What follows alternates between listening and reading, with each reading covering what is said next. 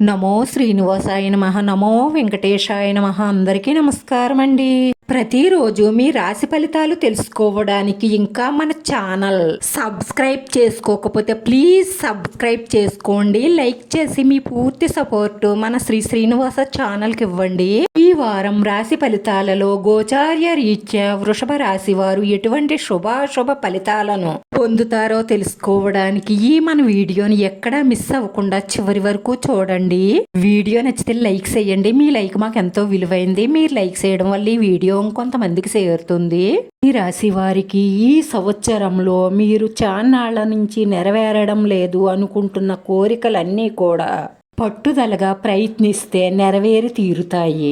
2026వ సంవత్సరంలో చాలా వరకు గ్రహాలు మీకు అనుకూలంగానే ఉన్నాయి. కాబట్టి మీరు ఏం చెయ్యాలి అనుకున్నా పట్టుదలగా ప్రయత్నిస్తే విజయం సాధిస్తారు.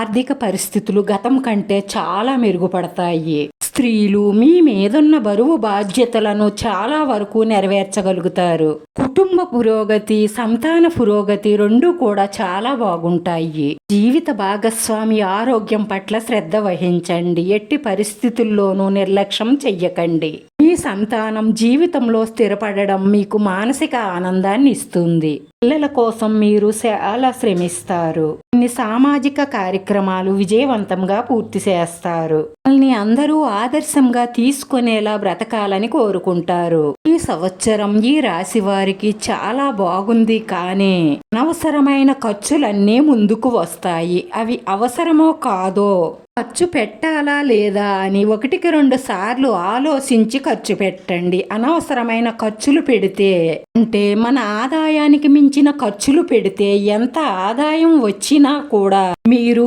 ఆర్థికంగా నిలదొక్కుకోవడం కష్టమే అవుతుంది. ఈ రాశి వారికి అన్ని విధాలా బాగుండడం కోసం శ్రీశైల మల్లికార్జున స్వామిని, భ్రమరాంబ తల్లిని దర్శనం చేసుకుని మీ మనసులో ఉన్న కోరికలన్నీ నెరవేరాలని కోరుకోండి. తప్పకుండా మీ మనసులో ఉన్న మంచి సంకల్పాలన్నీ నెరవేరి మానసిక ప్రశాంతత లభిస్తుంది. ఈ రాశివారి అదృష్ట సంఖ్య 6. ఈ రాశివారికి కలిసొచ్చే రంగు తెలుపు రంగు. మన శ్రీనివాస ఛానల్ని ఆదరించండి. అందరికీ ధన్యవాదాలండి. నమో వెంకటేశ్వరాయ నమః.